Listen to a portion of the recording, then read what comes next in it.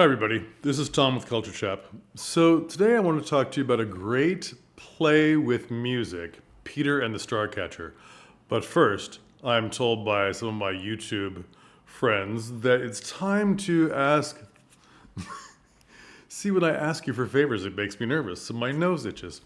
It's time to ask for you to subscribe. I need subscribers, or else the wonderful people at companies I shouldn't mention that are flirting with me as sponsors will not actually sponsor me. So I need you to subscribe. Thank you so much for all the views. The views are tons, which is fantastic, and I appreciate it. But I need you to subscribe. Okay, enough with the begging. Peter and the Starcatcher. It is a wonderful play with music. Now, before you start saying, we can't do musicals where I am, costs, musicians, this and this, let me start out right away with saying it's a play with music. There are only 4 songs, and the songs only have piano accompaniment.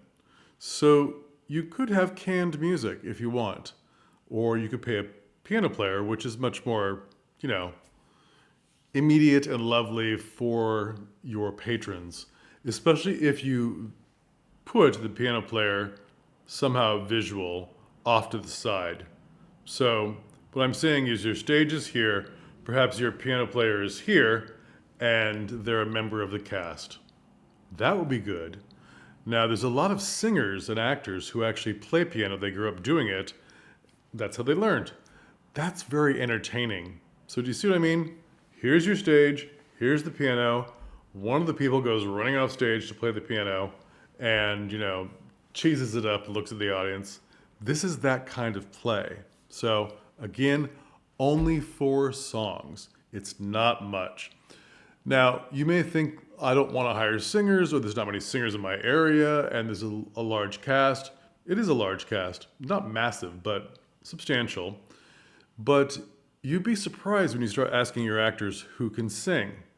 Now, this isn't opera. This isn't, I don't know what. This isn't a musical in the West End or on Broadway. This is a cheeky, fun play, and your singers don't have to be perfect. They don't have to be the best. They should be experienced, and especially the mermaid song at the top of the second act is where they shine, okay? This is probably the favorite song in the piece, and it's hilarious and fun. I'm getting there too quickly. Peter and the Starcatcher is sort of the prequel to Peter Pan. And there's some of the same characters. There's Tinkerbell, there's Mrs. Darling, there's Peter, there's Black Stash, who's the pirate captain. So I have to say, everybody loves pirates. Everybody likes little sea shanty, we're on a ship kind of stories. And since most people globally are familiar with Peter Pan, this is very entertaining, and they're always very curious. And I hear this all the time. We only came to see what this prequel was about. Interesting. We only came because we like musical, we like the songs. Okay, only 4 songs, but that's great. We only came because of the comedy, and on and on and on. It is a Tony Award-winning play that sort of hits on all these avenues. There's kind of something for everybody. And the acting can be overdone, satirical, parody, whatever you like. The acting is fun, and you need really good actors to be in it. It's done a lot of places, and you may have seen not so good versions because it is a crowd seller. It is a ticket seller, and there are a lot of people doing it that at the very amateur level, and I think that's fine. What I am seeing a trend of in my area of the United States is that they're taking the parody too far. And when it's just parody and you've given them nothing of any sort of serious acting, not serious acting, but acting with purpose, concrete acting, good acting, when it's just sort of like hijinks it up, it's like, you need to balance this thing out, okay? especially because it's a familiar story, a prequel of a familiar story, and they sort of already know the characters already. Not that you should just imitate the Disney film or any other Peter Pan you've seen on stage, but the characters have a bit of give and pull in this piece, which is good. But they're going to come with expectations. And if you just yuck it up the whole time, you will sink. Quite literally. You will sink this ship of a show. And that's not good. So do take it seriously. Realize what camp, what parody, what satire is. There is a lot of fun to be had, but a lot of the fun things we think we're looking at from an observer point of view, where we're just laughing at it, and we think oh, how campy, oh, how this. But the actor on stage is truly believing whatever insane thing they're saying, whatever silly thing that they're saying. They're not acting in parody style. All right, they're being very intense about it. And I will show examples of what I mean in the description. Now I'm going to leave you in the description where to find the script, where to find some videos, and where to find the original text on the Wikipedia, and a couple of reviews. That's a lot for a play recommendation, but I'm finding that with all of its popularity, globally, it is not done as often as I would think. It seems to be done only in English-speaking countries, which is too bad. Because you can do this in any language, and no matter what you say in the comments, I think everyone globally pretty much knows Peter Pan.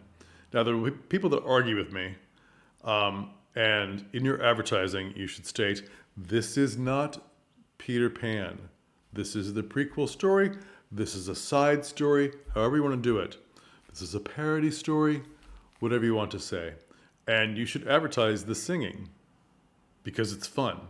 It's a little music hall style, it's a little vaudeville style, whatever your meaning is, not strictly.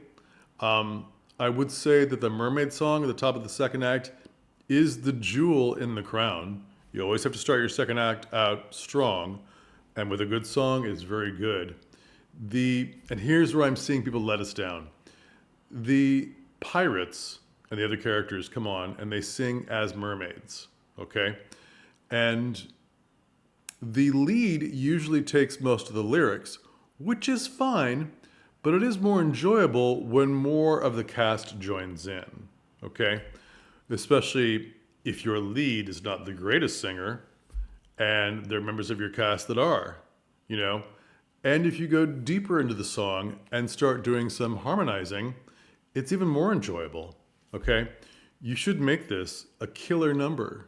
You should make this a number that they remember, okay? The fun of it is the costuming. They're basically wearing their main costumes already. They don't change trousers or boots or anything like that. Maybe if they're wearing a jacket, they take it off. They are wearing cheesy, fun mermaid costumes. Now, usually it's not a bra. It's just some sort of thing that holds coconuts, or the one I saw recently was little quart-sized cans, quart-sized pots from the dollar store or the pound store that you cook with. Another one from the pound store was white plastic funnels. Hilarious. But it really isn't a whole bra contraption. It's just some sort of something to keep these in place, and they need to be taken off easily. And anyone, especially people playing pirates, whether they're men or women, that can't get their bra off, quickly, this will be a problem. So they're not bras.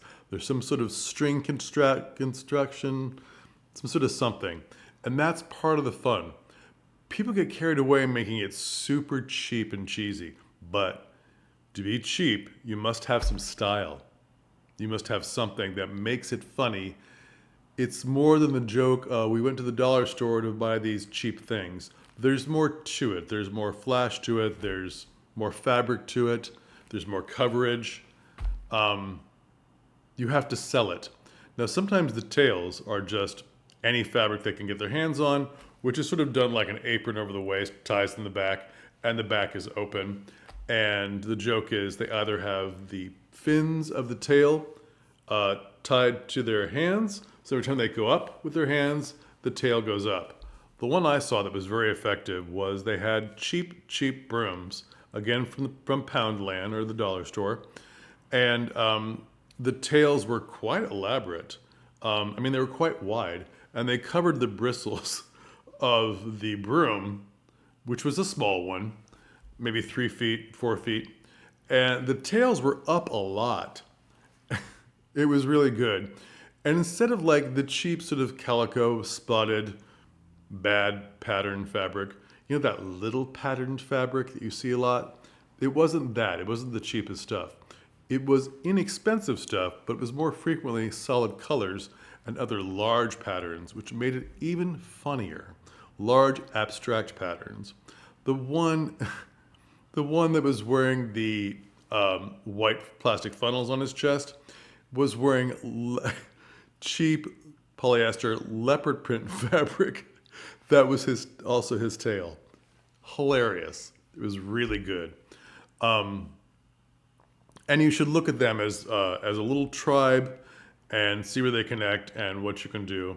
Part of looking at the fun of those costumes, which are simple but good and done cleverly, is the fun of the song with the costumes. I love the broom thing with the tails. They did a lot of tail work, more than I've actually seen in other versions of it. They did a lot of tail back and forth, and tails hitting each other. It's really well thought out. I'm going to show some pictures here of different versions. It's great.